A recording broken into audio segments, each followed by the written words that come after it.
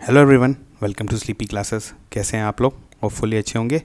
तो हम लोग आज जो है क्या देखेंगे, बताइए। सी सैट का 2021 का एनालिसिस करेंगे, ठीक है।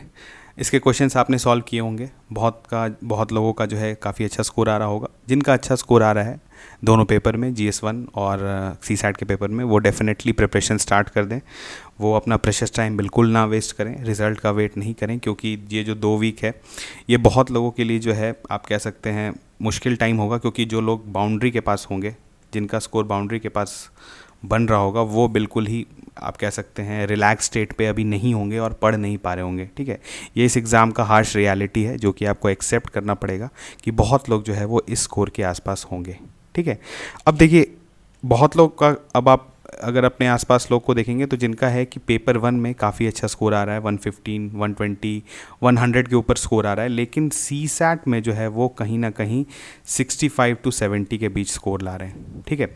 और ये सी सैट का जो टफ आप कह सकते हैं, जो लेवल जो इंक्रीज़ हो रहा है राइट फ्रॉम 2019, 2020 और अभी जो 21, तो अब जो है ये बहुत अलार्मिंग स्टेट पे पहुंच चुका है, ठीक है। अब सी सैट को आप इजीली नहीं ले सकते हैं, बिल्कुल भी नहीं ले सकते हैं। और ये सिर्फ और सिर्फ ऐसा नहीं है कि आर्ट्स बैकग्राउंड वालों के लिए, साइंस बैकग्राउंड वाले भी काफ़ी जो है इसमें स्ट्रगल कर रहे हैं। अगर वो प्रैक्टिस नहीं करते हैं, ठीक ढंग से क्वेश्चंस बना के नहीं जाते हैं और उनको कंसेप्ट अगर नहीं पता है, तो वहाँ पर फिर उनको जो है फिर प्रॉब्लम हो जाता है, ठीक है। और जैसे पहले बहुत लोगों का जो नॉन साइंस बैकग्राउंड वाले लोग होते थे खास करके, ठीक है, उनका एक स्ट्रैटेजी क्या रहता था कि वो पैसेज पर, ठीक है, या जो भी आरसी जो या पैसेज जो आती है उस पर जो है वो पूरी तरह से रिलाई करेंगे, क्योंकि उनको भरोसा होता था कि इंग्लिश में जो है वो अच्छा कर लेंगे, ठीक है। ये स्ट्रैटेजी काम करता है, बिल्कुल काम करता है, लेकिन होता क्या है कि इस स्ट्रैटेजी में प्रॉब्लम एक आती है कि अगर आपने क्वांट बिल्कुल भी अटेम्प्ट नहीं किया है, ठीक है, और आपने कुछ लॉजिकल रीजनिंग के क्वेश्चन बनाए हैं और पैसेज आपने पूरा अटेम्प्ट किया है, तो अगर गलती से ये जो बनाया हुआ क्वांट या रीजनिंग आपका गलत हो जाए और पैसेजेस का जो आंसर है वो कन्फ्लिक्टिंग आए, क्योंकि आप देख रहे हैं डिफरेंट कीज़ में, अगर आप देखेंगे हर जितना भी कीज़ आप देखेंगे तो सब में जो है कुछ प्रोबेबल आंसर्स निकालते हैं, ठीक है। और ये जितने भी की होंगे अभी आपके, चाहे जो भी आए, चाहे हमारा भी जो की आएगा, वो ओरिजिनल यूपीएससी से जो है वो वैरी कर सकता है, ठीक है। इसका प्रोबेबिलिटी हमेशा रहता है। इसका इसलिए रहता है क्योंकि यूपीएससी के डिस्क्रिप्शन पे होता है सारा कि कौन सा आंसर उसको अच्छा लग रहा है कि ये परफेक्ट होगा, ठीक है। तो ये जो आप कह सकते हैं एक तरह से जो प्रोबेबिलिटी का बात है वो पैसेज वाले में आ जाता है। तो इसीलिए अगर अब जो पैसेज को सिर्फ जो है एम लेकर चल रहे हैं कि सिर्फ पैसेज से क्वालिफाई कर जाएंगे सीसेट, तो ये बिल्कुल ही गलत स्ट्रैटेजी है। ये स्ट्रैटेजी काम नहीं करने वाला है, ठीक है। अब देखिए, कौन लोग जो है ईजिली सेल कर जाते हैं थ्रू सीसेट, जिनको कभी भी प्रॉब्लम नहीं होता है, जिनका क्वांट काफ़ी अच्छा है, ठीक है। मतलब सिर्फ अच्छा नहीं, जिनका काफ़ी अच्छा है, क्योंकि क्वांट का लेवल भी अब जो सी सैट का है वो ऑलमोस्ट कैट का लेवल का हो चुका है, ठीक है। तो क्वांट का भी लेवल आपका ऐसा नहीं है कि नॉर्मल रहेगा तो आप सारे क्वेश्चंस बना लेंगे। जिनका काफ़ी अच्छा है, जिनका प्रैक्टिस किया हुआ है, वो डेफिनेटली एडवांटेजेस पोजीशन में है, ठीक है। वैसे लोग जो कि इस एसएससी का तैयारी कभी किए हों या फिर कैट का तैयारी किए हों, उनका क्वांट अच्छा रहता है, ठीक है। वो इस यहाँ के क्वेश्चंस को सॉल्व कर सकते हैं, ठीक है। दूसरी बात यहाँ पर देखिए क्या है कि जो लोग ये कह रहे हैं कि पेपर काफ़ी ईजी था, सी सैट का पेपर काफ़ी ईजी था, और पोस्ट एग्ज़ाम बोल देना कुछ भी है वो डिफरेंट बात होता है, क्योंकि एग्ज़ाम टाइम में, ठीक है, वो 2 घंटे में जो है बहुत ईजी क्वेश्चन भी जो है वो आपको काफ़ी टफ दिखता है वहाँ पे, ठीक है। और ये रियलिटी है इस एग्ज़ाम का, ठीक है। तो अगर आपने ठीक ठाक स्कोर किया है, 70-80 आप स्कोर ला रहे हैं, तो आपने एक अच्छा अटैम्प्ट किया है, ठीक है, और आपका पूरा चांसेस है कि आप इस एग्ज़ाम को क्वालिफाई करेंगे, ठीक है। अब देखिए, इस एग्ज़ाम पोस्ट एग्ज़ाम एनालिसिस का मेन जो पर्पस है वो क्या है कि आप अब, क्योंकि अब अगला अटैम्प्ट भी आपका 6-7 महीने दूर है, ज़्यादा दूर नहीं है, तो आपके पास टाइम, अगर आप नेक्स्ट अटैम्प्ट को भी देख के बोले तो काफ़ी कम है, ठीक है। जिनका क्वांट अच्छा नहीं है उनके लिए अभी 6-7 महीने का टाइम है, वो क्वांट पे जो है थोड़ा सा टाइम इन्वेस्ट करें। अगर आप रोज़ 1 घंटे का या 1.5 घंटे का टाइम इन्वेस्ट करते हैं क्वांट में, तो वो मोर देन एनफ होगा आपके सी सैट के लिए, और वो टाइम अब आपको डेडिकेट करना ही पड़ेगा, ठीक है।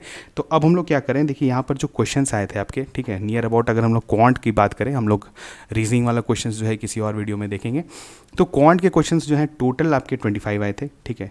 और उसको हम लोग अगर आप कैटेगराइज करना चाहें तो हम लोग 4 कैटेगरीज में जो है डिवाइड कर सकते हैं, जैसे कि ईजी, ठीक है। ईजी जो बेसिकली सिटर्स होते हैं, जिनको आप कह सकते हैं कि ये क्वेश्चन अगर जिनका क्वांट एकदम बेसिक है, जिनको थोड़ा सा भी क्वांट आता है, तो वो इतने क्वेश्चंस जो है वो बना के आएंगे। 7 क्वेश्चंस उनको बना के आना चाहिए था, ठीक है। उसके बाद आता है देखिए मॉडरेट, ठीक है। इसमें जो है आपको क्या है, थोड़ा बहुत आपको पता होना चाहिए कि इस तरह के क्वेश्चंस बनते कैसे हैं, ठीक है। कुछ जो है 8, और डेफिनेटली पहले क्या होता था कि ये मॉडरेट वाले रीजन में जो है काफ़ी ज़्यादा क्वेश्चंस हुआ करते थे, लेकिन अब ये जो पार्ट है ये क्या कर गया है, शिफ्ट आपके टफ वाले पार्ट में, ठीक है। टफ में जो है क्वेश्चंस जो जिसमें थोड़ा सा जो है आप क्या कह सकते हैं एप्लीकेशन बेस्ड क्वेश्चंस जो आने लगे हैं वो हो गया है आपका, अब ज़्यादा क्वेश्चंस आ रहे हैं वैसे, ठीक है। और कुछ क्वेश्चंस वेरी टफ जिसको हम लोग कैटेगराइज करेंगे, इसमें 2 या इसमें आप 3 भी मान के चल सकते हैं। तो ऐसे क्वेश्चंस क्या थे जिनको अगर आप ना अटेम्प्ट करते तो कोई फ़र्क नहीं पड़ता, ठीक है। और मैं रेकमेंड करूँगा कि वैसा क्वेश्चंस में आप टाइम वेस्ट ना करें, ठीक है। एग्जाम में आप वैसा क्वेश्चंस में टाइम वेस्ट नहीं करेंगे तो आप जो है बाकी क्वेश्चंस जो कि खास करके ईजी और जो कि आपके मॉडरेट है उनको आप सॉल्व कर सकते थे, ठीक है। तो अब क्या करना है आपको, अब आप क्या करिए, किसी भी पेन और पेपर उठाइए, ठीक है। क्वेश्चन को अटेम्प्ट करिए अभी अगर आप जिन्होंने नहीं किया है, इस साल एग्जाम नहीं दिया है, वो इस क्वेश्चन को इस वीडियो के साथ अटेम्प्ट कर सकते हैं। वीडियो को पॉज करिए, क्वेश्चन को देखिए कि किस पार्ट से आया हुआ क्वेश्चन है और आप जो है इस क्वेश्चन को सही से बना पा रहे हैं या नहीं, ठीक है। और हम लोग कोशिश करेंगे कि जो सबसे ईजीएस्ट मेथड होता है या जो सबसे एक्यूरेट मेथड होता जिससे आप इस तरह के क्वेश्चन को बनाते हैं एग्जाम में, उसी मेथड से हम लोग यहाँ पर सॉल्व करेंगे, ठीक है। तो हम लोग स्टार्ट करते हैं। देखिए अब पहला जो क्वेश्चन है आपका, अब पहला ही क्वेश्चन जो था ये काफ़ी टफ क्वेश्चन था, इसको हम जो है हम इसको वेरी टफ ही कहेंगे, ठीक है। अब देखिए क्वेश्चन जो था ये एक्चुअली टफ है नहीं, ठीक है, बहुत ज़्यादा टफ नहीं है, लेकिन एग्जाम सिचुएशन में आपको ये वेरी टफ दिखेगा, इसलिए क्योंकि यहाँ पर हो क्या रहा है कि यहाँ पर आपको इमेजिन करना पड़ेगा, काउंट करना पड़ेगा और आपके गलती होने का जो है वो चांसेस ज़्यादा हो जाता है, ठीक है। तो हम लोग एक एक करके देखेंगे। अब क्या होगा कि हर क्वेश्चन के पहले आपको बताया जाएगा कि इसका डिफ़िकल्टी लेवल क्या था और जो है आपको जो है आप इसको सॉल्व कर सकते थे या लीव कर सकते थे, और आपका जो है आंसर क्या है वो भी आप मैच कर सकते हैं, ठीक है। अब यहाँ पर देखिए, a boy plays with a ball and drops it from a height of 1.5 metre. Every time the ball hits the ground it bounces back to attain a height 4/5 of the previous height, ठीक है। the ball does not bounce further if the previous height is less than 50 centimeter, ठीक है। what is the number of the times the ball hits the ground before the ball stops bouncing, ठीक है। देखिए जब इस तरह का question रहे और आपका जैसे एक जगह मीटर दिया हुआ है, एक जगह सेंटीमीटर दिया हुआ है, तो आप किसी एक कॉमन यूनिट में चेंज कर दें, ठीक है। तो हमारे लिए क्योंकि 50 सेंटीमीटर दिया हुआ है तो हम इसको क्या करते हैं 1.5 मीटर को 150 सेंटीमीटर लिख देते हैं। अब देखिए यहाँ पर 150 सेंटीमीटर हमने लिख दिया, तो कुछ ऐसा सिचुएशन है यहाँ पर, देखिए हो क्या रहा है कि इस हाइट से जो है बॉल को ड्रॉप किया जा रहा है, ये हमने ड्रॉप किया, ठीक है। ये यहाँ पर हिट किया, फिर ये जो है ऐसे करके ये फिर वो बाउंस करेगा, फिर बैक आएगा, फिर बाउंस करेगा, फिर हिट करेगा, ठीक है। यहाँ से इसको ज़रा सा थोड़ा सा इसका हाइट को हम लोग डिक्रीज़ कर लेते हैं क्योंकि ये डिक्रीजिंग हाइट है, ठीक है। जैसे पहले ये गया कुछ ऐसा होगा, फिर ऐसा होगा, फिर ऐसा होगा, फिर ऐसा होगा। हम लोग देखते हैं क्या, देखिए जैसे सबसे पहले क्या है कि उसको 150 मीटर से ड्रॉप किया गया है। 150 के बाद जब वो ड्रॉप मतलब जब वो हिट करेगा ग्राउंड को तो वो कितना राइज करेगा, सिंपली 4/5 ऑफ 150, तो क्या हो जाएगा जल्दी से बताइए 120, यानी ये जो है यहाँ पर 120 जो है ये राइज़ किया। अब देखिए ये 120 राइज़ किया और ये जो फिर से वापस आएगा ग्राउंड पे, तो देखिए पहले एक बार हिट किया तो इसको यहाँ पे 1 लिख देते हैं, ठीक है, ये हो गया 1। अब यहाँ पर ये आया दूसरा बार हिट किया तो इसको लिख देते हैं 2, ठीक है। अब बताइए ये कितना राइज करेगा, 120 था तो 120 का 4/5 करेगा तो कितना हो जाएगा जल्दी से बताइए, ये हो जाएगा आपका 96, ठीक है। तो ये आपका आ गया 96, ठीक है। ये आ गया आपका, फिर 96 ऊपर गया, 96 फिर नीचे आ जाएगा, फिर आपका कितना हुआ बताइए, ये थर्ड बार हिट किया, ठीक है। थर्ड बार हिट करने के बाद क्या होगा, 96 का जो है 4/5 आप करिएगा, ठीक है। नियर अबाउट अगर हम लोग 8 करते हैं, 0.8 करते हैं तो अगर होता है तो 8 6 42 4 और 9 8 72 76.2, नियर अबाउट 76.2 जो है ये राइज होगा, तो यानी यहाँ पे 76.2 जो है ये ऊपर गया। अब ये 76.2 ऊपर गया, फिर नीचे आया, ठीक है।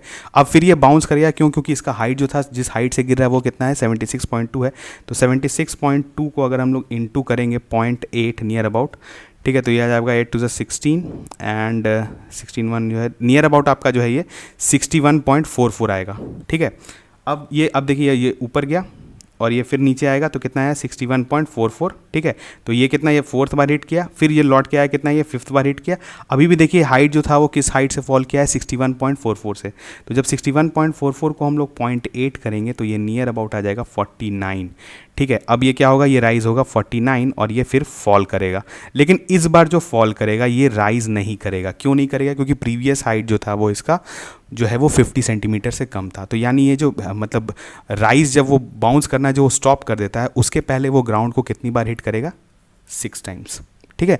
तो आपको देखिए यही कैलकुलेट करना था, इस चीज़ को कैलकुलेट करने में अब आपको हो सकता है एग्जाम में गलती हो, और बिल्कुल गलती होगा, और बिल्कुल एडवाइस नहीं करते हैं कि ऐसा क्वेश्चन आप जो है एग्जाम में अटैम्प्ट करें। जिनका जिनका क्वांट काफ़ी अच्छा है और जिनके पास काफ़ी टाइम बचा होगा वही इस क्वेश्चन को अटैम्प्ट करते हैं, तो उनके लिए ज़्यादा अच्छा रहता है, ठीक है, क्योंकि हर क्वेश्चन में आपको मार्क्स सेम मिलने हैं। तो आप ऐसे क्वेश्चन को अटैम्प्ट करें जो कि ईजिली बन जाए, और जिसमें आप इस तरह से अटैम्प्ट करें कि आप मैक्सिमम नंबर ऑफ क्वेश्चन को अटैम्प्ट कर पाएँ। तो इसका सही ऑप्शन था ऑप्शन 6, मतलब 6 टाइम्स जो है वो हिट करेगा ग्राउंड को। अब हम लोग देखते हैं नेक्स्ट क्वेश्चन। देखिए अब इस तरह के क्वेश्चंस जो होते हैं इसको हम लोग बोल सकते हैं सेटर्स, ठीक है।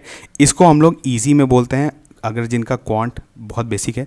जो क्वांट नहीं भी जानते हैं, जो जानते हैं ये भी नहीं जानते कि क्वांट क्या है, वो भी इस तरह के क्वेश्चंस को सॉल्व कर सकते थे। क्यों? क्योंकि उनको नंबर मतलब उनको काउंटिंग करने आता है, ठीक है। अब देखिए integers are listed from 700 to 1000, ठीक है, 1000 तक इनको जो है नंबर कर दिया गया है, लिस्ट कर दिया गया है। अब क्या कर रहा है, in how many integers is the sum of the digit 10, मतलब जो जितने भी डिजिट हैं, ठीक है, उनका सम जो है वो 10 होना चाहिए। तो यहाँ देखिए 700 से स्टार्ट करें, तो सबसे पहले हम लोग क्या करते हैं, एक एक करके देखते हैं। बताइए 700 टू 799 कौन से ऐसे नंबर होंगे जिनका डिजिट का सम जो है वो 10 होगा। बताइए, देखिए अब सब में जो है 700 टू 799 जो है ये 7 तो है, ये बिल्कुल कॉमन है, 7 तो सब में कॉमन रहेगा, 700 टू 79। तो इसमें बताइए कौन सा ऐसा नंबर पहला नंबर होगा जिसका सम ऑफ डिजिट जो है वो 10 होगा। तो इसका पहला होगा, देखिए बताइए कौन सा, 703। देखिए 703 का है सम, 7 और 3 जो है 10 हो जाएगा।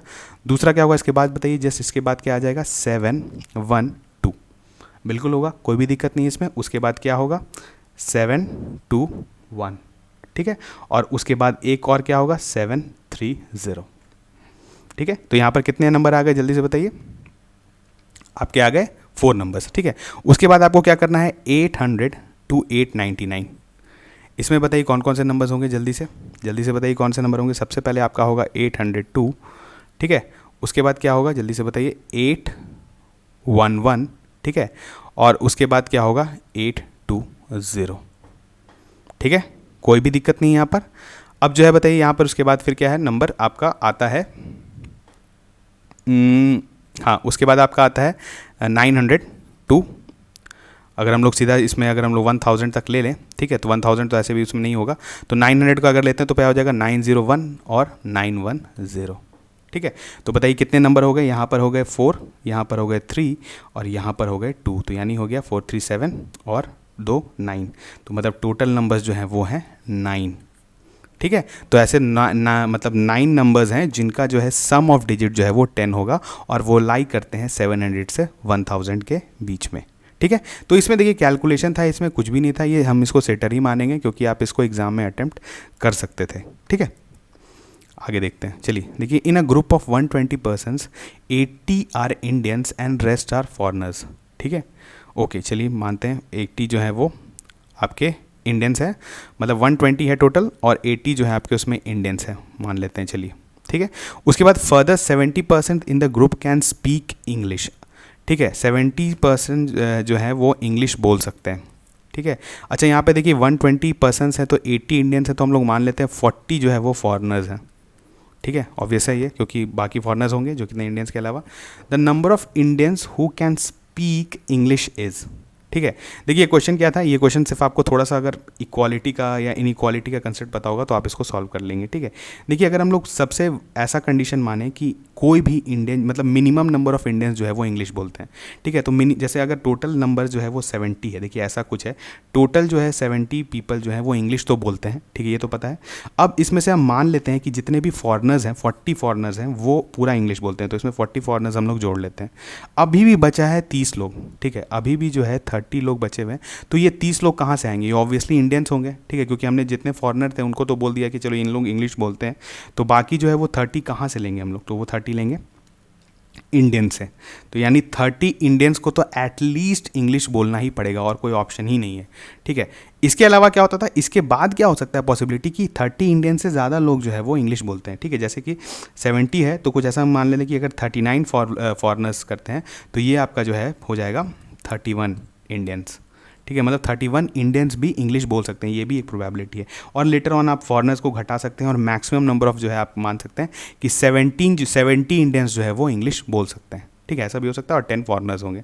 तो यानी मतलब सॉरी 70%, यानी आप 60 इंडियंस ले सकते हैं, या 70 इंडियंस, पूरे ही इंडियंस जो है वो इंग्लिश बोल सकते हैं। तो यहाँ पर मैक्सिमम, लेकिन जो आप अगर ऑप्शन के हिसाब से जाएंगे तो यहाँ पर आपका होगा क्या 30, और मतलब मिनिमम 30 इंडियंस को जो है वो आपको इंग्लिश तो बोलना ही पड़ेगा, क्योंकि यहाँ पर जो है 70% जो है वो इंग्लिश बोलते हैं। ठीक है, तो ये भी आप कह सकते हैं ईजी वाले पार्ट में आता है। ठीक है, नेक्स्ट क्वेश्चन देखते हैं हम लोग। देखिए, there are 2 classes A and B having 25 and 30 students respectively. In class A, the highest score is 21 and the lowest score is 17. In class B, the highest score is 30 and the lowest score is 22. 4 students are shifted from class A to class B. Consider the following statements. ठीक है, 2 statement यहाँ पे दिए हुए हैं। The average score of class B will definitely decrease. अच्छा, यहाँ पे हम लोग पहले एक थोड़ा सा अरेंज कर लेते हैं। ये देखिए, क्लास A है, ये क्लास B है। ठीक है, इसमें जो है कुछ स्टूडेंट्स हैं, 25 स्टूडेंट्स हैं, और इसमें जो है ये 30 स्टूडेंट्स हैं। ठीक है, ए में जो है हाईएस्ट स्कोर जो है वो 21 है, और जो लोएस्ट स्कोर है वो 17 है। ठीक है, इसके बीच में कुछ स्टूडेंट्स होंगे, ठीक है, जिनका कुछ स्कोर होगा, और यहाँ पर जो है इसका कहीं जो है वो एवरेज कहीं पर भी लाई करेगा, डिपेंडिंग ऑन कि कितने ज़्यादा। अगर 21 वाले ज़्यादा हैं तो 21 के करीब होगा, या 17 वाले ज़्यादा हैं तो 17 के करीब होगा। तो यानी हम लोग मान लेते हैं इसका कहीं जो है एवरेज कहीं यहाँ लाई करेगा। हम लोग मान रहे हैं, उसे हम लोग को अभी मतलब नहीं है। ठीक है, उसके बाद यहाँ पर देखिए क्लास बी में क्या है कि 30 जो है वो हाईएस्ट है और 22 जो है वो लोएस्ट है। ठीक है, तो इसका भी एवरेज कहीं हम लोग मान लेते हैं। तो यानी देखिए यहाँ पर जैसे ए का है, ए का क्या होगा कि ए का जो एवरेज है वो लाई करेगा कहीं बिटवीन 17 एंड 21। वैसे ही बी का जो है एवरेज है वो कहाँ पर लाई करेगा, बिटवीन 22 एंड 30। अब यहाँ पर देखिए हो क्या रहा है कि 4 स्टूडेंट्स को जो है ए से बी में शिफ्ट किया जा रहा है। ठीक है, 4 स्टूडेंट्स को यहाँ पर। तो अब क्या हो रहा है कि 4 स्टूडेंट्स जो हैं उनको यहाँ पर से यहाँ शिफ्ट किया जा रहा है। तो average score of class B will definitely decrease. ये बिल्कुल स्टेटमेंट सही है, क्यों बताइए? क्योंकि अगर हम लोग यहाँ पर मानते हैं कि ए से जो 4 स्टूडेंट बी में जा रहे हैं, वो मान लेते हैं कि वो मैक्सिमम केस में वो 21 ही है, उनका जो है स्कोर 21 है, और फिर अगर हम लोग उनको बी में भेज रहे हैं तो भी उनका जो स्कोर है वो बी के एवरेज से जो है वो कम होगा, क्योंकि बी का एवरेज जो है वो 22 से ज़्यादा है। ठीक है, तो जब भी आप किसी एक सिस्टम में जहाँ पर आप काउंटिंग कर रहे हैं, वहाँ पर अगर आप कुछ नंबर ऐसा ऐड करते हैं जो कि उसके एवरेज से कम हो, तो ओवरऑल एवरेज जो है वो घट जाता है। तो यानी यहाँ डेफिनेटली जो है आपका क्लास बी का जो है वो एवरेज डिक्रीज करेगा। तो ये स्टेटमेंट बिल्कुल सही है। ठीक है, अब देखिए average score of A will definitely increase. अब ये स्टेटमेंट गलत है, क्यों बताइए? क्योंकि अगर आप यहाँ पर जैसे आप ये सैम्पल दिया हुआ है आपके पास 25 स्टूडेंट्स का, तो अब क्या हो रहा है कि अगर आप 21 के आसपास का जो है, मतलब एवरेज के इस साइड वाले लोग को अगर आप लोग को हटा रहे हैं तो ऑब्वियसली जो है आपका एवरेज वो डिक्रीज़ करेगा। ठीक है, लेकिन अगर आप इस साइड एवरेज के इस साइड वाले लोगों को हटा रहे हैं तो आपका एवरेज इंक्रीज़ करेगा। ठीक है, तो ये डेफिनेट नहीं है कि इंक्रीज़ या डिक्रीज़ करेगा। तो ये स्टेटमेंट बिल्कुल गलत है। तो यहाँ पर आप मान सकते हैं कि जो आपका करेक्ट स्टेटमेंट है वो that is a, that is 1 only. ठीक है, तो ये भी आप कह सकते हैं, आप इसको मॉडरेट में रख सकते हैं। इस क्वेश्चन को ये मॉडरेट में, अगर बहुत लोगों को एवरेज का कंसेप्ट नहीं पता होता है तो इस क्वेश्चन को आप मॉडरेट में रख सकते हैं। ठीक है, अब देखिए यहाँ पर क्वेश्चन आता है 3 raise to the power 2019 divided by 10। ठीक है, इसमें आपको क्या करना है, रिमाइंडर निकालना है। ये क्वेश्चन देखिए एकदम स्टैंडर्ड क्वेश्चन है। ठीक है, ऑफ नंबर सिस्टम। अब नंबर सिस्टम का जिन्होंने भी लेक्चर देखा होगा हमारे चैनल पे जो है स्लीपी क्लासेस गवर्नमेंट जॉब पर, वहाँ पर जो क्वांट का सेक्शन है वहाँ पर नंबर सिस्टम का अप्रॉक्सीमेटली अगर कहें तो 10 to 11 लेक्चर्स वहाँ पे रखा हुआ है। तो वहाँ पर अगर आप वो लेक्चर्स आपने देखा होगा तो ये क्वेश्चन आप देख कर बना देंगे। आपको मुश्किल से इसमें जो है 10 सेकंड्स या 15 सेकंड्स लगा होगा इस क्वेश्चन को सॉल्व करने में। ठीक है, अगर जिनको नहीं पता है तो उनके लिए जो है ये फिर हम लोग इसको कह सकते हैं कि this is very tough. Tough नहीं है, टफ में आप रख सकते हैं, वेरी टफ में नहीं, इसको टफ में रख सकते हैं। इसलिए क्योंकि ये स्टैंडर्ड क्वेश्चंस होते हैं क्वांट के, जिनको पता है वो बना पाएंगे, जिनको नहीं पता है वो नहीं बना पाएंगे। ठीक है, ये नॉर्मल कैलकुलेशन का जो है वो क्वेश्चन नहीं है। ठीक है, अब देखिए 3 रेज़ टू द पावर 2019 है डिवाइडेड बाई 10। अब जब भी किसी नंबर को हम लोग 10 से डिवाइड कर रहे होते हैं और उसमें पूछते हैं कि उसका रिमाइंडर कितना होगा, तो बेसिकली हम लोग पूछना क्या चाह रहे हैं कि उसमें जो है यूनिट्स प्लेस पर जो है वो कौन सा डिजिट होगा। ठीक है, आपका मतलब यही है, जैसे अगर हम लोग देखिए एक नंबर है 343। ठीक है, अगर हम लोग इसको 10 से डिवाइड कर रहे हैं, ठीक है, और बोलेंगे कि बताइए अगर हम लोग 343 को 10 से डिवाइड करते हैं तो उसका रिमाइंडर क्या होगा, तो इसका रिमाइंडर क्या होगा जो कि इसके यूनिट्स प्लेस पे डिजिट है, मतलब इसका रिमाइंडर जो है वो 3 होगा। ठीक है, same goes with 3 raise to the power 2019। अगर हम लोग इसको 10 से डिवाइड कर रहे हैं तो इस नंबर का जो भी, ये अगर आप 3 को 2019 बार अगर आप मतलब पावर रेज करें, जो भी नंबर आता है उसका जो यूनिट्स प्लेस पर जो डिजिट है वो आपका जो है वो रिमाइंडर होगा अगर हम लोग 10 से डिवाइड करेंगे, ठीक है। अब हम लोग को कैसे पता चलेगा कि थ्री के जो है to raise to the power 2019 जो है वो कितना मतलब क्या रहेगा उसके यूनिट स्पेस पे। तो हम लोग का इसका एक कंसेप्ट था, आप जो कि जानते हैं साइक्लिसिटी का।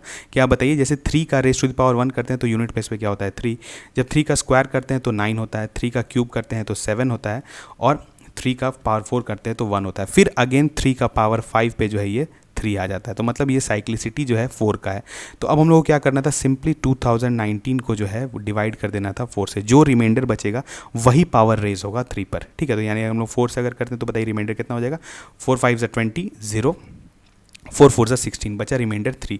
मतलब एक्चुअली जो है 3 raise to the power 3 divided by 10 हो चुका है। अब 3 रेज़ टू पावर 3 है तो यूनिट स्पेस पर क्या होगा जल्दी से बताइए, 7। तो यानी इसका सही आंसर हो गया 7। ये और भी तरीके से निकाला जा सकता था, और भी बहुत तरीका है निकालने का, लेकिन जब भी आपका 10 या डिवाइडेड बाई 100 क्वेश्चन आता है तो उसमें आपको क्या करना है, 10 के केस में यूनिट स्पेस निकाल लीजिए, अगर 100 से डिवाइड कर रहे हैं तो लास्ट 2 डिजिट आप निकाल लीजिए, वही आपका रिमाइंडर होगा, ठीक है। इस तरह का बहुत क्वेश्चन, ये एकदम स्टैंडर्ड क्वेश्चन है, ठीक है। जो सबसे बेसिक क्वेश्चन हम लोग बोलते हैं नंबर सिस्टम में, ये वही क्वेश्चन है। रिमाइंडर अगर आप कंसेप्ट पढ़े होंगे तो कहीं पर भी ये सबसे पहले ये क्वेश्चन आता है। तो इसी कारण ये जो है इसको आप टफ में रख सकते हैं, क्योंकि इसके लिए किसी को प्रॉपर क्वांट पढ़ना पड़ेगा, तभी ये क्वेश्चन सॉल्व होगा, ठीक है। बढ़ते हैं हम लोग नेक्स्ट क्वेश्चन। अब देखिए यहाँ पर एक क्वेश्चन है, ये क्वेश्चन भी हम लोग जो है इसको टफ में ही रखेंगे, ठीक है। ये इजी क्वेश्चन नहीं था बहुत लोगों में, क्योंकि कैलकुलेशन मिस्टेक होता है बहुत लोगों से।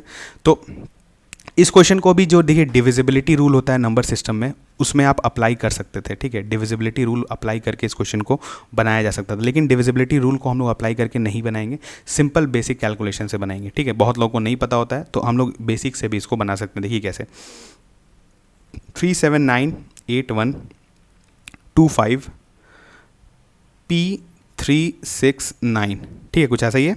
और जो है ये डिवाइड कर रहे हैं इसको 7 से। तो बताइए कि P जो है वो कौन सा डिजिट होगा, 1679 आपको ऑप्शन दिया हुआ है, जो कि ये पूरा नंबर है 7 से डिविजिबल हो जाए। तो हम लोग क्या करते हैं, डिवाइड करते हैं सिंपल।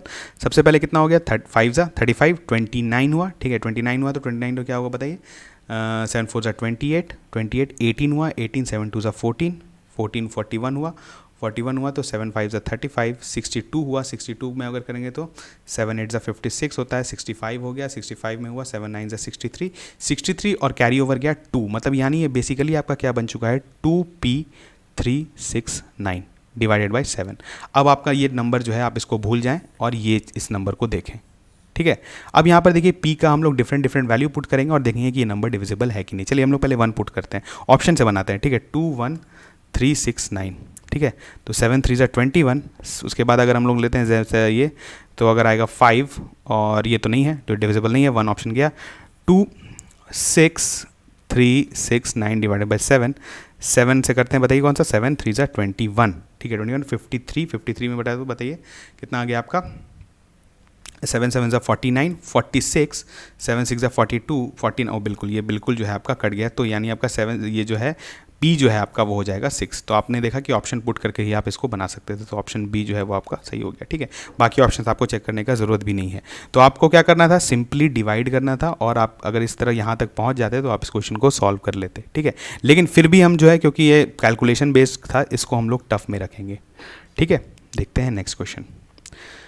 देखिए अब इस क्वेश्चन को भी जो है हम लोग टफ में रखेंगे, क्यों, क्योंकि ये क्वेश्चन इजी है लेकिन स्टेटमेंट काफ़ी बड़ा है, ठीक है। तो इस तरह का क्वेश्चंस आप फर्स्ट इंस्टेंट पे बनाने का कोशिश ना करें एग्जाम में, ठीक है। जैसे अगर पिछला वाला क्वेश्चन आप अटेम्प्ट कर भी सकते थे, इस क्वेश्चन को आप बाद में देख सकते हैं जब आप सारे ईजी क्वेश्चंस बना लें, ठीक है। क्योंकि इसमें बहुत चीज़ आपको समझना पड़ेगा, क्योंकि स्टेटमेंट जो है वो काफ़ी बड़ा है, ठीक है। अब देखिए, from January 1 2021 the price of petrol in rupees per litre on mth day of the year is 80 + 0.1 m, where m is equal to 1 2 3 जो है अप टू 100 है, and thereafter remains constant, ठीक है। On the other hand the price of diesel in rupees per litre on the nth day of 2021 is 69 + 0.15 n for any n, ठीक है।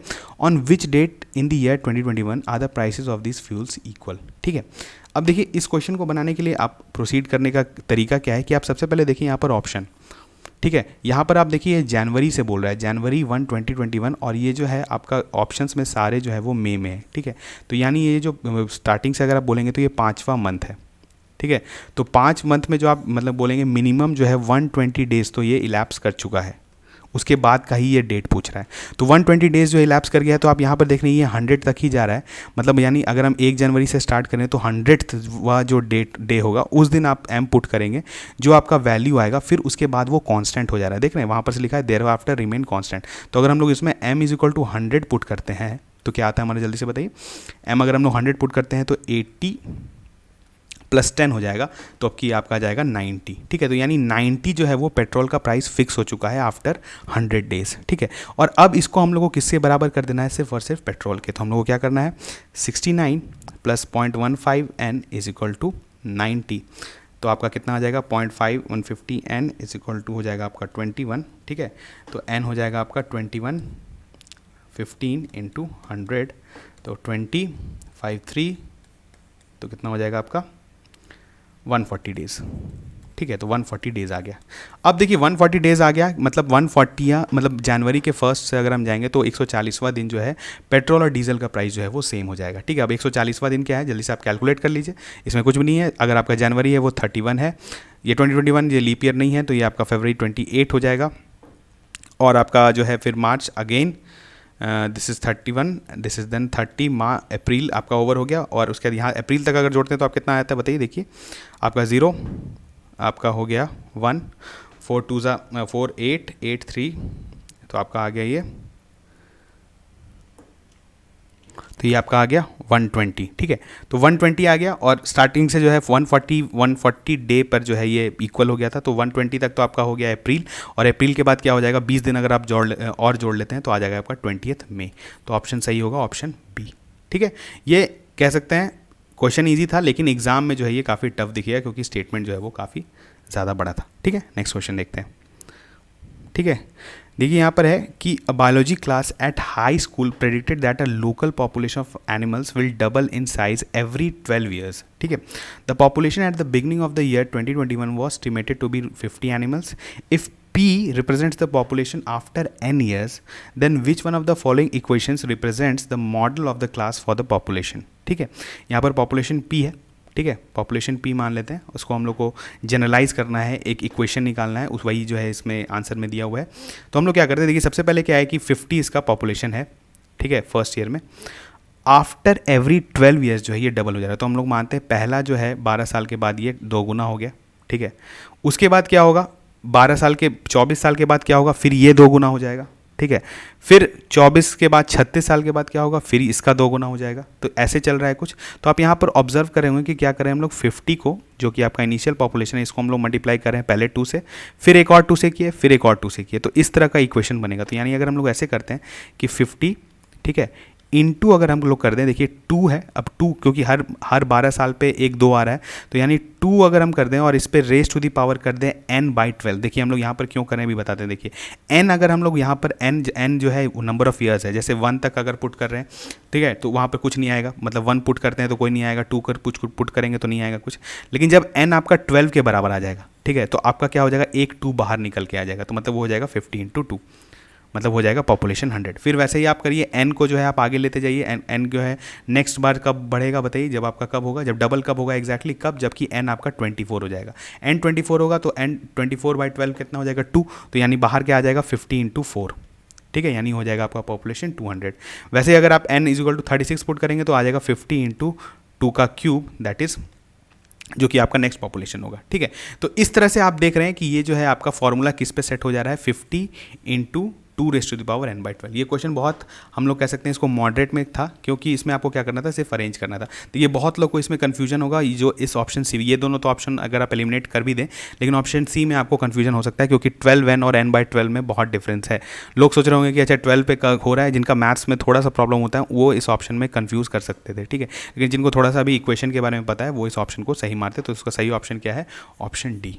ठीक है, इस तरह के क्वेश्चंस जो है हम लोग मॉडरेट में रखेंगे, और ये जो है आप बाकी क्वेश्चंस अटेम्प्ट करने के बाद इस क्वेश्चन को अटेम्प्ट ज़रूर करते हैं, क्योंकि ये एक तरह से आप कह सकते हैं ईजी क्वेश्चन है।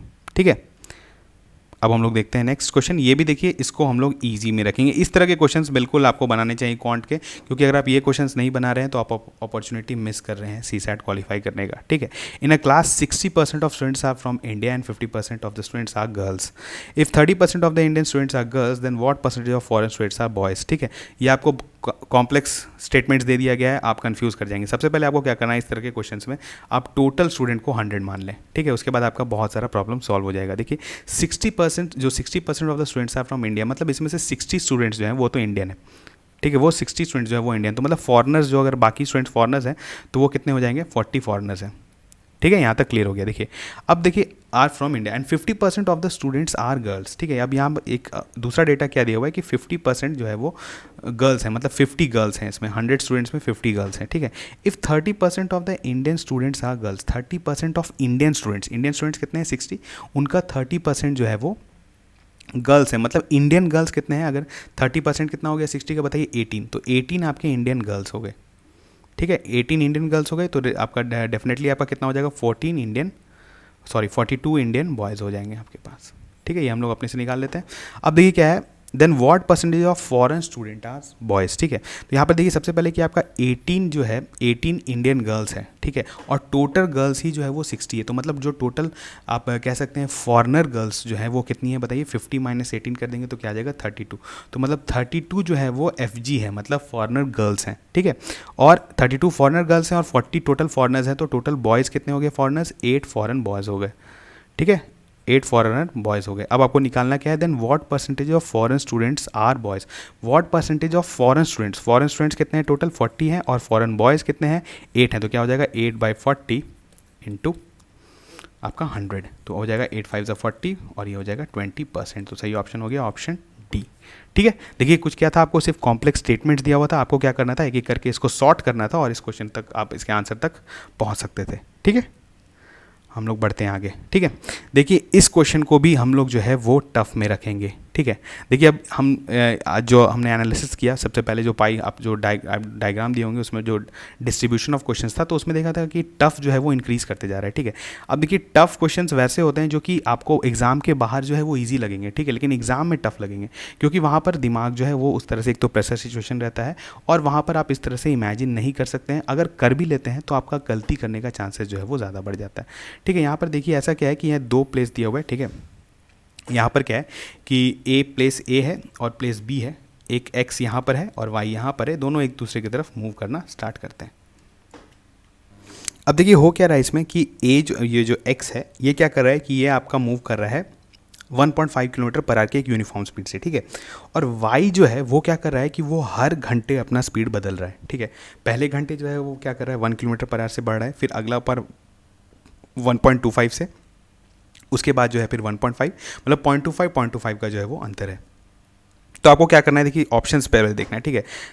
Which of the following are correct, ठीक है। आपको यहाँ पर करेक्ट इनकरेक्ट वाला क्वेश्चन जब भी होता है तो आप हमेशा स्टेटमेंट से स्टार्ट करें, क्योंकि अगर स्टेटमेंट आपका गलत हो जाए तो फिर आपको उसमें दिमाग लगाने का जरूरत नहीं पड़ता है, ठीक है। तो they take 5 hours to meet, ठीक है। तो जैसे ये 5 घंटे की बात कर रहे हैं तो हम लोग 5 घंटे में देख लेते हैं हुआ क्या है। अब देखिए 5 घंटे में जो है x जो है वो 1.5 किलोमीटर पर आवर के यूनिफॉर्म स्पीड से मूव कर रहा है, ठीक है। तो 5 घंटे में वो कितना मूव कर जाएगा बताइए 7.5 किलोमीटर, अगर यहाँ से है वो यहाँ पहुँच जाएगा, मतलब एग्जैक्ट, अगर क्योंकि ये 15 किलोमीटर पूरा है तो ये जो है एग्जैक्ट हाफ जो है पहुँच गया x तो चलिए यहाँ पर पहुँच चुका है, ठीक है। अब हम लोग देखते हैं कि y क्या किया है, ठीक है। y को 5 घंटे में क्या किया, तो पहले y पहले घंटे में कितना मूव करेगा 1, दूसरे घंटे में कितना करेगा 1.25, तीसरे घंटे में कितना करेगा 1.5, उसके बाद क्या करेगा 1.75 और उसके बाद करेगा 2, ठीक है। तो हम लोग इसको ऐड कर देते हैं, कितना हुआ बताइए 5 5 5 10, आपका आ जाएगा 1.5, हाँ ये आपका आ गया, ओके। 10 और 1 5 3 8 8 7 15 आपका 1 आ गया और इधर आया तो ये हो गया फिर 7, ओके। तो यहाँ पर भी आप क्या है ये 7.5 जो है ये y भी यहाँ पर पहुँच चुका है, ठीक है। यानी ये भी जो है भले नॉन यूनिफॉर्म स्पीड से जो है हर घंटे इसका स्पीड जो है वो चेंज कर रहा है, तो ये जो है पहुँच गया है यहाँ पर एग्जैक्ट मिड पे। तो पहला स्टेटमेंट तो हमारा सही हो गया, क्योंकि 5 घंटे में दोनों जो है वो मिल गए हैं, ठीक है, वो एक जगह पे पहुँच चुके हैं। दूसरा स्टेटमेंट क्या है, they meet midway between A and B, ठीक है। और आपको सही बताना है कि इसमें सही दोनों स्टेटमेंट है कौन कौन। तो यहाँ पर बिल्कुल सही है, क्योंकि यहाँ पर जो है ये भी इधर से 7.5 किलोमीटर कवर किया, ये भी 7.5 किलोमीटर कवर किया, ठीक है। तो ये जो है आपका यहाँ पर मिल गया, तो ये आप कह सकते हैं कि ये दोनों स्टेटमेंट जो है वो बिल्कुल सही है। तो इसका सही ऑप्शन होगा ऑप्शन सी। तो जिन्होंने भी ऑप्शन सी मार्क किया है उनका बिल्कुल सही आंसर है, ठीक है। अब देखिए यहाँ पर है क्या कि इस क्वेश्चन को हम लोग टफ इसलिए बोल रहे हैं क्योंकि ये कैलकुलेशन आप देखें जो हमने कर लिया, ये यहाँ पर कर लिया, ठीक है, क्योंकि एग्जाम के बाहर है हम लोग, लेकिन एग्जाम में आपका ये कैलकुलेशन आपसे गलती हो सकता था, ठीक है। तो ये, और खास करके जब स्पीड, डिस्टेंस, टाइम और दो लोग आपस में मूव कर रहे हैं, इस तरह का क्वेश्चन आता है, तो वहाँ पर क्या होता है कि आपको जो है थोड़ा सा इमेजिन करना पड़ता है, और इमेजिन जैसे करते हैं उस समय गलती होने का चांसेस बढ़ जाता है। इसी कारण हम लोग इसको टफ के रेंज में जो है वो रख सकते हैं, ठीक है। बहुत लोग इसको मॉडरेट भी मांग सकते हैं, तो मॉडरेट भी हो सकता है, ठीक है। अब देखिए, student appeared in 6 papers, the maximum numbers are the same for each paper, his marks in this papers are in proportion of 5:6:7:8:9:10, overall he scored 60%, ठीक है। In how many numbers of papers did he score less than 60% of the maximum marks, ठीक है। इस तरह का question आए, ratio, proportion, percentage का question है, तो इसमें आपके लिए सबसे आसान क्या होता है कि आप जो है टोटल मार्क्स को जो है 100 के प्रोपोर्शन में माने, ठीक है। जैसे यहाँ पर अगर 6 पेपर्स है, हर पेपर का हम लोग मार्क्स, टोटल मैक्सिमम मार्क्स जो है वो 100 मान लेते हैं, तो टोटल का कितना हो गया बताइए, 600, ठीक है। और इसका क्या है कि ये 60% ही स्कोर किया है, मतलब इसका अगर हम लोग करेंगे 60%, तो ये कितना आ जाएगा, अबाउट 360 नंबर जो है ये स्कोर किया है, ठीक है। अब इसका जो है टोटल नंबर, मतलब जो इसका जो डिफरेंट जो सब्जेक्ट में जो इसको मार्क्स आए हैं वो इस रेशियो में 5:6:7:8:9:10। तो हम लोग क्या करते हैं, जल्दी से इसका जो है एग्जैक्ट मार्क्स निकालने की कोशिश करते हैं। तो इसको हम लोग ऐसे कर सकते हैं, 5x + 6x + 7x, ठीक है, 5x + 7x + 8x + 9x + 10x = 360, ठीक है। तो आपका x का वैल्यू आ जाएगा, वेरिएबल का वैल्यू आ जाएगा। तो बताइए, 5 6 11, 11 7 18, 18 8 26, 26 9 35, 35 10 45, 45x जो है आपका आ गया = 360। तो आपका x जो है वो आ गया 8, ठीक है। तो 8 आ गया, तो यानी आपका जो है यहाँ पर जो वेरिएबल है वो 8 है, तो यहाँ पर यानी इसमें कितना हो जाएगा, 5 8 = 40, 6 8 = 48, 7 8 = 56, और उसके बाद जो है 8 8 = 64, मतलब ये जो है फिर 60 से ज़्यादा हो गया, ठीक है। तो अब देखिए, ये तीनों में जो है इसको ऑब्वियसली 60% से ज़्यादा मार्क्स आ रहा है, 8x 9x और 10x वाले में। तो किस में कम आ रहा है, 5x 6x और 7x वाले में। तो यानी इसका क्या है कि इन how many number of papers did he score less than 60% of the maximum marks, तो ये कितना हो जाएगा आपका, 3 पेपर्स। तो ऑप्शन सही हो गया, ऑप्शन बी। देखिए, ये सब क्वेश्चन बहुत ईजी है, इसको हम लोग जो है ईजी में ही रखेंगे, ठीक है, ये ईजी है। इस तरह के क्वेश्चन जो है आपको से सही होना चाहिए। चलिए हम लोग देखते हैं नेक्स्ट क्वेश्चन। जय and Vijay spent an equal amount of money to buy some pens and some pencils and some special pencils, ठीक है, of the same quality from the same store, ठीक है। If Jay bought 3 pen and 5 pencils and Vijay bought 2 pen and 7 pencils, then which one of the following is correct, ठीक है। बहुत easy question है, इसको हम लोग इजी में रखेंगे, ये भी इजी है आपका, ठीक है। अब यहाँ पर देखिए क्या है, 3 पेन एंड 5 पेंसिल्स है, तुम लोग पेन का जो एक पेन का जो कॉस्ट है उसको मान लेते हैं x, और एक पेंसिल का जो है वो हम लोग मान लेते हैं y, तो ठीक है। तो जय के लिए पहले क्या हो गया, जल्दी से बताइए, जय को कॉस्ट कितना हुआ पड़ा, 3 पेन है तो 3x, 5 पेंसिल है तो 5y, ठीक है। विजय को क्या हो गया, जल्दी से बताइए, विजय का हो गया 2x और 7y। अब क्या है, दोनों को सेम कॉस्ट पड़ा है, तो बस दोनों को इक्वेट कर दीजिए, 3x + 5y = 2x + 7y, ठीक है। तो आपका आ गया x = 2y, मतलब जो आपका पेन का कॉस्ट है वो एग्जैक्ट डबल है किसके, पेंसिल के कॉस्ट का। तो यानी क्या हो गया, price of a pen is 2 times the price of a pencil. तो ऑप्शन सी जो है वो बिल्कुल सही आंसर है। ये एकदम बिल्कुल सिटर था क्वेश्चन, आपको सिर्फ इक्वेशन में डालना था, इक्वेशन से आपको कुछ रिजल्ट आ जाएगा और उसी पर बेस्ड आपका आंसर था। तो ये हम लोग इजी में इसको रखेंगे, ठीक है। देखते हैं नेक्स्ट क्वेश्चन। देखिए, P scored 40 marks more than Q in an examination, if Q scored 10% less marks than P, then how much did Q score, ठीक है। बहुत इजी क्वेश्चन है, ये भी इजी है। देखिए, इस तरह के क्वेश्चंस जो हैं वो क्या होते हैं, परसेंटेज, रेशियो, इस तरह का बेसिक एप्लीकेशंस है। तो क्वांट जो थोड़ा सा भी जानते हैं, अगर नहीं भी जानते, उन्होंने प्रैक्टिस नहीं किया, तो उनको परसेंटेज तो एटलीस्ट आता है, तो वो इस तरह के क्वेश्चंस जो है वो बना सकते हैं। देखिए, P scored 40 marks more than Q in an examination, मतलब कि P का जो मार्क्स है वो Q + 40 है, ठीक है। और Q score 10% less marks than P, मतलब Q का जो है वो एक्चुअली जो स्कोर है आप कह सकते हैं P के मार्क्स से 10% कम है, मतलब कि P अगर पूरा है तो हम लोग डायरेक्टली अगर 10% अगर आप किसी से कम करना चाहते हैं तो डायरेक्टली आप लिख सकते हैं 9/10 ऑफ P, यानी Q का मार्क्स जो है वो 9/10 ऑफ P है, ठीक है। यानी हम लोग यहाँ पर कह सकते हैं कि 9/10 ऑफ P जो है वो आपका, अगर आपको यहाँ पर निकालना क्या है पहले आप वो देख लीजिए, ठीक है। आपको निकालना क्या है, how much did Q score, ठीक है। तो आपको 9/10 P, तो हम लोग यहाँ पुट कर देते हैं इसको P इसमें इक्वेशन में, तो ये हो जाएगा P = 9/10 P + 40। तो आपका P जो है यहाँ से आ जाएगा 400। जब P 400 आ गया तो Q का वैल्यू क्या हो जाएगा, Q इज़ 9/10 P, तो क्या हो जाएगा 400 यहाँ पुट करते हैं तो हो जाएगा 40, ये हो जाएगा 360। मतलब बहुत बेसिक क्वेश्चन है ये आपका, मतलब 316 ऑप्शन ए जो है वो सही है, ठीक है। तो यानी क्यू जो है आपका कितना स्कोर किया है, 360 नंबर। देखिए इस तरह के क्वेश्चंस में ज़्यादा आपको एक्सप्लेनेशन देने का ज़रूरत नहीं है, ये बेसिक क्वेश्चन है।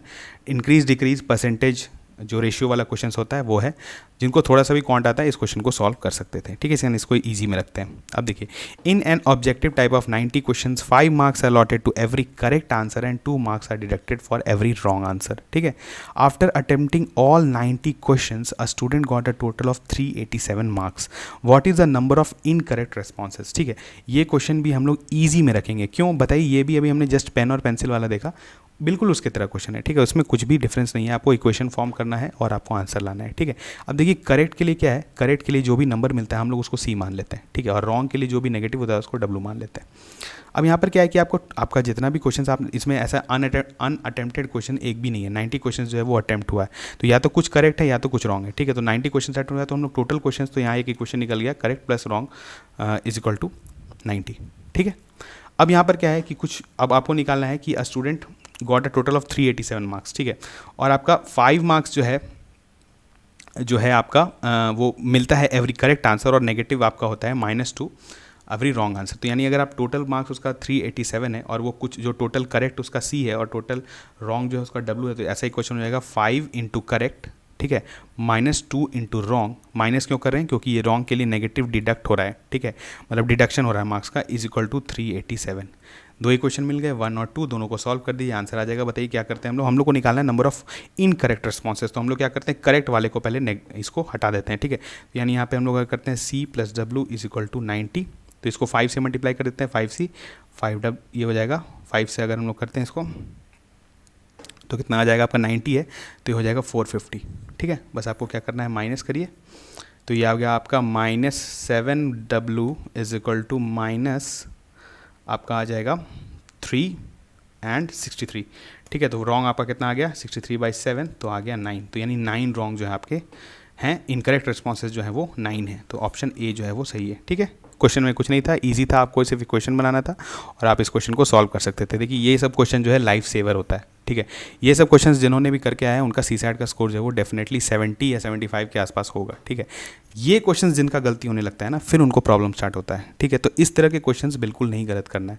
जो हमारे पहले वाले क्वेश्चंस थे, स्पीड डिस्टेंस एंड टाइम, ठीक है, या फिर जो स्टेटमेंट बेस्ड क्वेश्चंस थे, उसमें गलती अगर हो रही है तो चलिए मान लिया जाता है कि वो एग्जाम में टफ है, लेकिन इस तरह के क्वेश्चंस जो है आपको एग्जाम में अच्छा से सॉल्व करना चाहिए, क्योंकि इसका आंसर जो है वो डेफिनेटली आता है, और जो भी आंसर आएगा वही इसका करेक्ट आंसर भी होगा, ठीक है।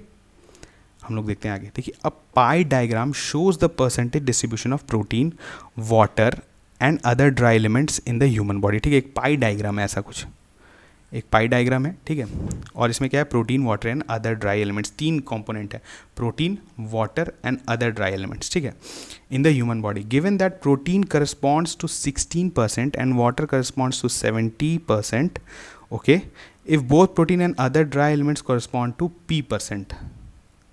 अच्छा ठीक है, यहाँ पे P जो, अच्छा प्रोटीन का 16% है और जो है ये 70%, तो यानी ऐसा कुछ डिस्ट्रीब्यूशन है।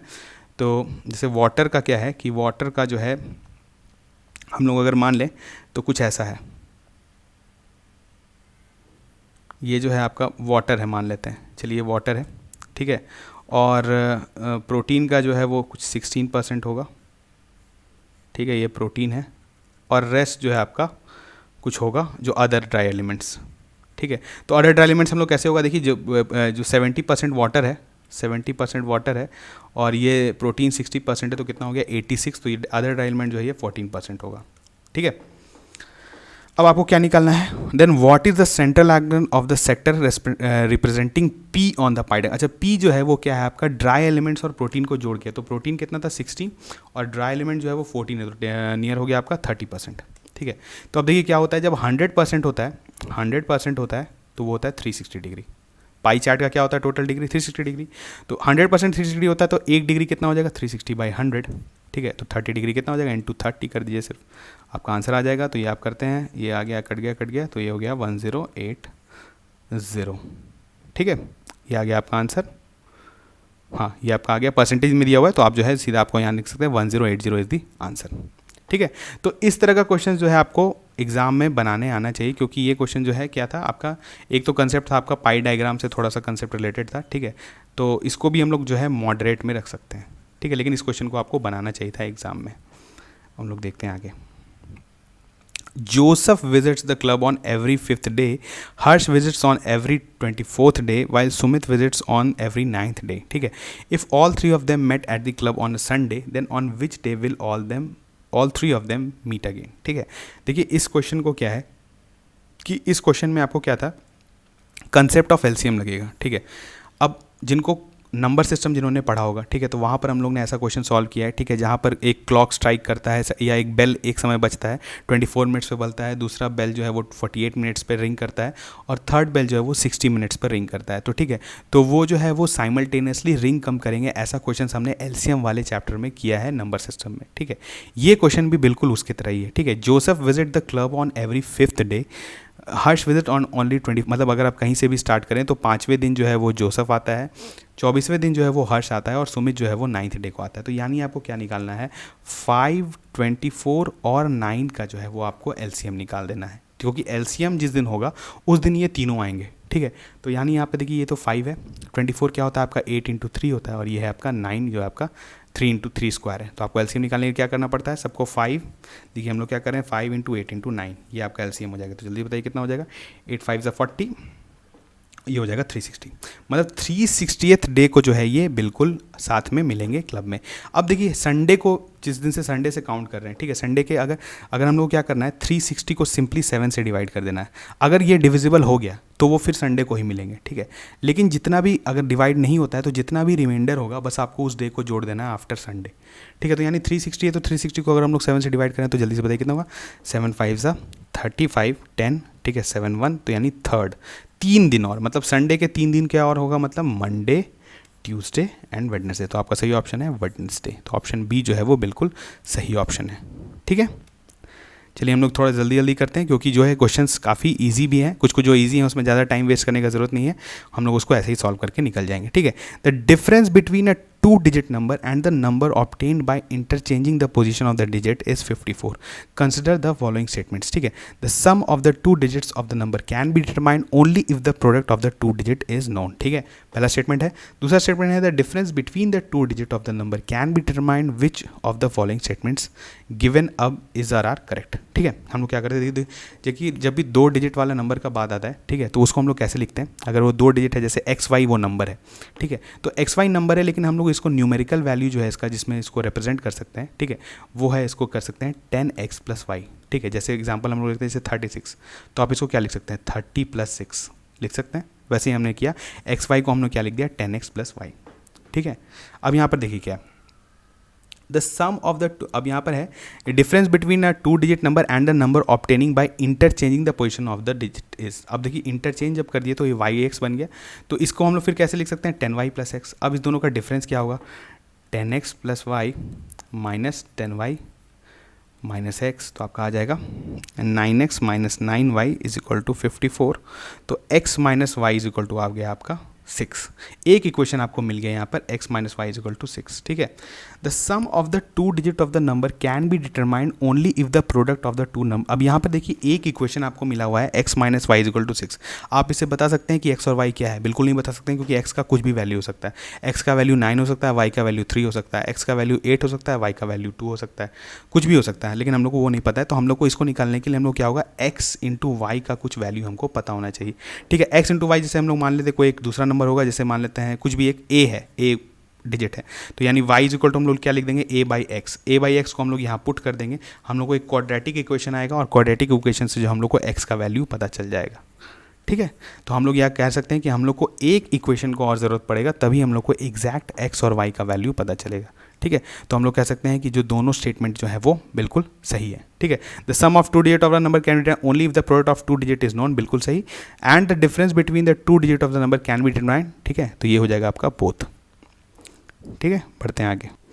अब इस क्वेश्चन में क्या है, ये बेसिकली एज बेस्ड क्वेश्चन है। इस तरह के क्वेश्चन जो होते हैं वो क्या होते हैं, काफ़ी ईजी होते हैं। ईजी इन द सेंस कि मतलब अगर आप क्वांट बहुत ज़्यादा नहीं पढ़े हैं तो भी आप जो है सिंपल कैलकुलेशन से जो है ये बना सकते हैं, क्योंकि ये बहुत ही बिगिनर लेवल के क्वेश्चंस होते हैं। तो इसको भी हम लोग कह सकते हैं ईजी टू मॉडरेट में डालेंगे, ठीक है। लेकिन बेसिकली ये इजी है, ठीक है। इस तरह के क्वेश्चंस आपको सीसैट में बनने चाहिए, ये आपके जो है मार्क्स को ईजिली इंप्रूव करेंगे, ठीक है। अब यहाँ पर देखिए, X said to Y at the time of your birth I was twice as old as you are at present, ठीक है। तो यहाँ पे देखिए एक्स और वाई आपस में बात कर रहे हैं, और एक्स का हम लोग किसी भी इस तरह का क्वेश्चन होता है सबसे पहले प्रेजेंट एज मान लेते हैं, तो एक्स का प्रेजेंट एज हम लोग एक्स मान लेते हैं और वाई का स्मॉल वाई मान लेते हैं, ठीक है। अब देखिए, if the present age of X is 42, ठीक है, और दिया हुआ, अच्छा यहाँ पहले दिया हुआ at the time of your birth I was twice as old as you at present, ठीक है। तो यानी जब बर्थ के टाइम पे, वाई के बर्थ के टाइम पे एक्स जो था वो बेसिकली 2y था, ठीक है, जो अभी y का प्रेजेंट एज है उसका ट्वाइस था। तो अब बताइए कि x का करंट एज क्या होगा जब y ईयर्स इलैप्स हो चुका है, मतलब y जो है वो उसका y ईयर्स हो चुका है, तो x अब बेसिकली x मतलब हो चुका है, x हो चुका है y प्लस 2y, और ये तो y है ही, तो यानी x जो है अभी करेंटली कितना है, वो 3y है, ठीक है। तो आप प्रेजेंट एज बता सकते हैं, x का जो है वो 42 है और ये 3y के बराबर है, तो y कितना आ जाएगा 14, तो y का जो प्रेजेंट एज है दैट इज़ 14। यहाँ से अगर ये आ गया, उसके बाद आपको कुछ भी नहीं है इस क्वेश्चन में। देखिए क्या है, 8 years ago the age of x was 5 times the age of y, ठीक है। तो हम लोग चेक कर लेते हैं 8 years ago क्या है। 8 years ago अगर हम लोग करते हैं तो x इज इक्वल टू 42 है, तो 8 years पहले क्या हो जाएगा 34, और y जो है वो कितना हो जाएगा 6। तो बताइए एक दूसरा जो है ये 5 टाइम्स है, ये नहीं है, तो ये बिल्कुल स्टेटमेंट गलत है, तो पहला स्टेटमेंट आपका गलत है, ठीक है। दूसरा देखते हैं, after 14 years the age of x would be 2 times of y, ठीक है। तो आफ्टर 14 ईयर्स क्या हो जाएगा, अभी 42 है, तो 14 जो है हो जाएगा दैट इज़ 56, और आफ्टर 14 ईयर्स y जो है वो बन जाएगा 28, तो अभी जो है इसका डेफिनेटली इसका ट्वाइस है, तो ये स्टेटमेंट जो है ये सही है, तो आपका सही ऑप्शन है ऑप्शन बी ओनली, ठीक है, मतलब ऑप्शन 2 ओनली। हम लोग देखते हैं नेक्स्ट क्वेश्चन। देखिए, if the price of an article is decrease by 20% and then the new price is increase by 25%, then what is the net change in the price, ठीक है।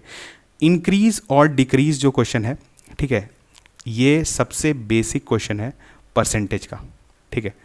अगर आपने परसेंटेज पढ़ा होगा, ठीक है, अगर आपने परसेंटेज का हमारा लेक्चर देखा होगा जो हमारे स्लीपी क्लासेस गवर्नमेंट जॉब में पूरा प्लेलिस्ट बना हुआ है, वहाँ पर अगर आपने देखा होगा तो इस क्वेश्चन को बनाने में आपको बिल्कुल भी तकलीफ नहीं हुई होगी, ठीक है। होता क्या है कि इस तरह के क्वेश्चंस को आप बेसिकली परसेंटेज से भी सॉल्व कर सकते हैं या डायरेक्टली फ्रैक्शन में चेंज करके कर सकते हैं, ठीक है। जब भी आप किसी भी चीज़ को इंक्रीज़ और डिक्रीज़ करते हैं तो हम लोग फ्रैक्शन को यूज़ करते हैं। जैसे हम लोग मान लेते हैं यहाँ पे प्राइस P है और उसको 20% इंक्रीज़ किया जा रहा है, तो 20% जब हम किसी को डिक्रीज़ किया जा रहा है, तो जब भी आप किसी को 20% से डिक्रीज़ करेंगे तो वहाँ उसको हम लोग क्या चीज़ से मल्टीप्लाई करेंगे, 4/5 से, ठीक है। इसका ये जो 4/5 जो फ्रैक्शन हमने कैसे लाया, ये हमारे आप लेक्चर में जाके देख सकते हैं, लेकिन यहाँ पर हम लोग डायरेक्टली यूज़ करेंगे, ठीक है। अब देखिए क्या है, प्राइस को इंक्रीज़ कर दिया गया 25% से, तो जब भी आप इंक्रीज़ करें तो इसको क्या चीज़ से मल्टीप्लाई कर देंगे, 5/4 से, ठीक है। तो अब क्या हुआ, न्यू प्राइस क्या बन गया, इसको अगर आप कैंसिल कर आउट करते हैं तो फिर से ये P ही बन गया, तो यानी कोई भी चेंज नहीं आया, तो यानी आपका सही ऑप्शन है 0% चेंज, ठीक है।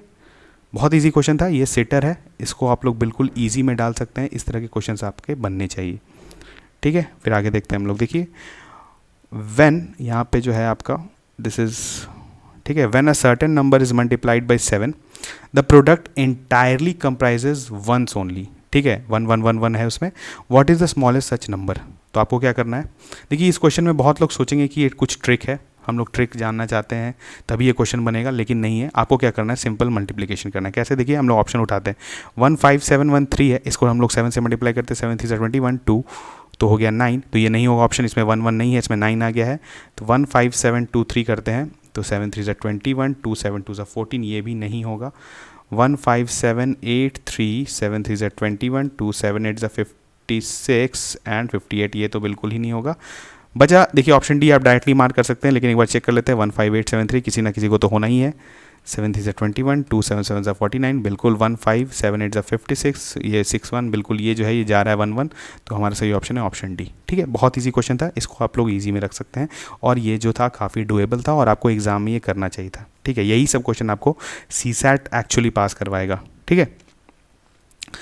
अब यहाँ पर है, man completes 7/8 of a job in 21 days, ठीक है, how many more days will it take him to finish the job if quantum of work is further increase by 50%, ठीक है। क्वेश्चन जो है बहुत सिंपल है, इसको भी हम लोग मॉडरेट में रखेंगे, ठीक है, ये मॉडरेट क्वेश्चन है, और ये जो है आपका सबसे फेवरेट टाइम एंड वर्क का क्वेश्चन है, ठीक है। टाइम एंड वर्क के क्वेश्चंस में क्या होता है, हमने पढ़ा होगा, अगर आप हमारा जो वीडियो देखे होंगे उसमें ये हमने किया था कि बेसिक तरीके से टाइम एंड वर्क का क्वेश्चन बनाया जा सकता है, लेकिन अगर आप इसको थोड़ा सा कुछ मैनिपुलेट करें और वर्क को कुछ ऐसा क्वांटिटी एज्यूम कर लें कि आपका कैलकुलेशन मिनिमाइज हो जाए, तो आप जो है क्वेश्चंस को झट से सॉल्व कर सकते हैं। ठीक है, यहाँ पर देखिए क्या है, 7/8 of work is done in 21 days. ठीक है, तो हम लोग वर्क को क्या ऐसा एज्यूम कर लें कि हमारे लिए कैलकुलेशन ईजी हो जाए।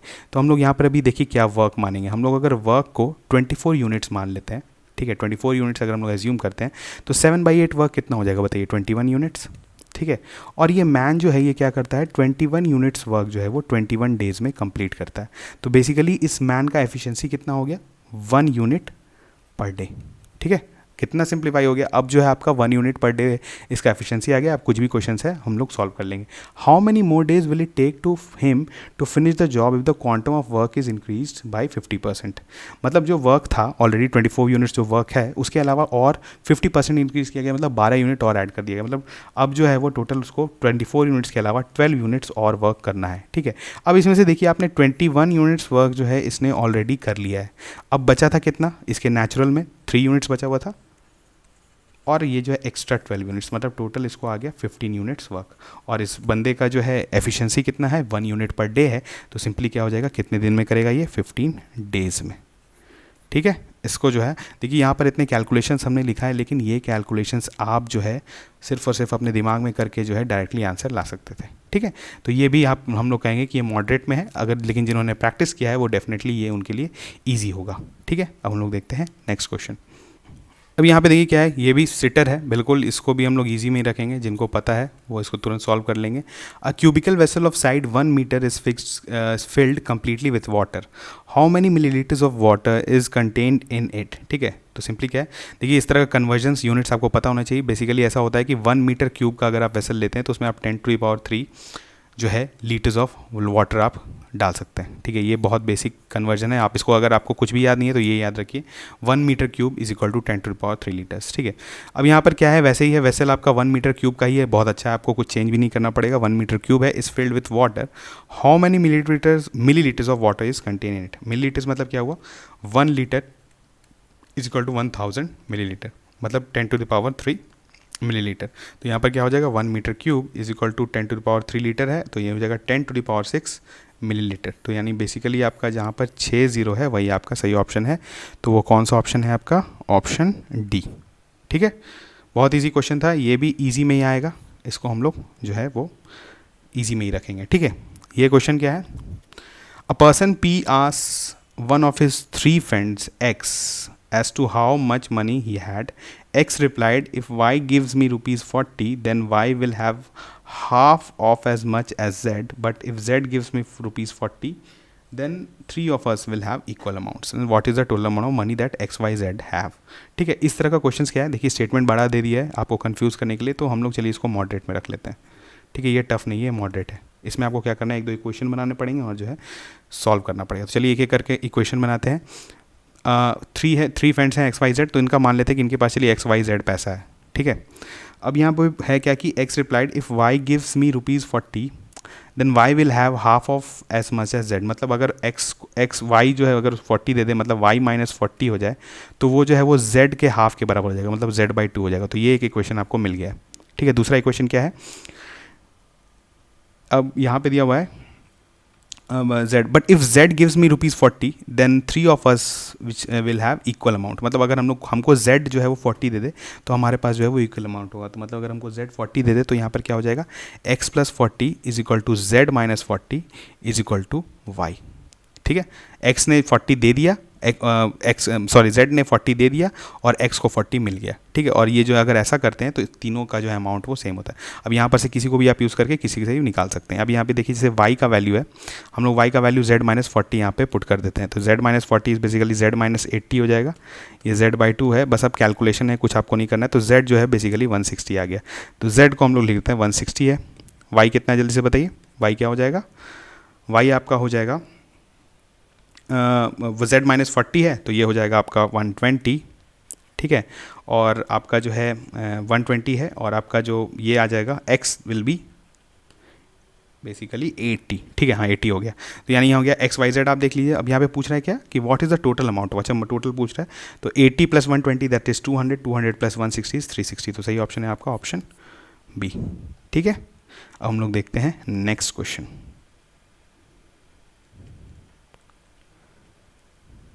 ठीक है, अब देखिए ये वाला जो क्वेश्चन था, ये क्वेश्चन डेफिनेटली वेरी टफ में है, ठीक है। अब इसमें हम लोग क्यों है, ये एक्स्ट्रा टफ या वेरी टफ आप जो बोलें, इसको आप लोग सॉल्व नहीं भी करते तो कोई फ़र्क नहीं पड़ता आपके सीसैट क्वालिफाइंग पे। ये क्वेश्चन, इस तरह के क्वेश्चन जनरली अगर आपको सेट में पहले मिल जाए, पहला ही क्वेश्चन आपको ऐसा क्वेश्चन मिल जाए, तो इस तरह के क्वेश्चंस तुरंत छोड़ के आगे बढ़ें, ठीक है। इस तरह के क्वेश्चंस में 10 मिनट वेस्ट करना या 5 मिनट वेस्ट करना बिल्कुल वर्थ इट नहीं है, ठीक है। यहाँ पर देखिए क्या है कि consider all 3 digit numbers without repetition of digits, ठीक है, obtained using 3 non zero digits which are multiples of 3। तो बेसिकली 3 नॉन ज़ीरो डिजिट्स जो कि मल्टीपल हैं 3 के, वो 3 और 6 और 9 है, यही 3 6 9 का जो है यहाँ पर बात हो रहा है। Let S be there sum which of the followings is or are correct, ठीक है। देखिए इस तरह का जो क्वेश्चंस होता है ना, ये दो तरीके से, मतलब इसका है तो आप इसको मतलब नंबर अगर आप छोटे नंबर हैं, ठीक है, जैसे 3 6 9, उसके बाद 9 6 3, जितना भी पॉसिबल आपके परमुटेशन कॉम्बिनेशन बनते हैं सबको आप जोड़ लें, सब नंबर्स निकालें और ऐड करके आप इनका सम निकाल सकते हैं, ठीक है। वो बहुत लंबा प्रोसेस है, लेकिन इसका डायरेक्टली फार्मूला होता है। इसका डायरेक्टली फार्मूला क्या होता है, यहाँ पे देखिए 3 डिजिट है ना, तो यहाँ पे n जो है वो बेसिकली 3 हो गया, ठीक है।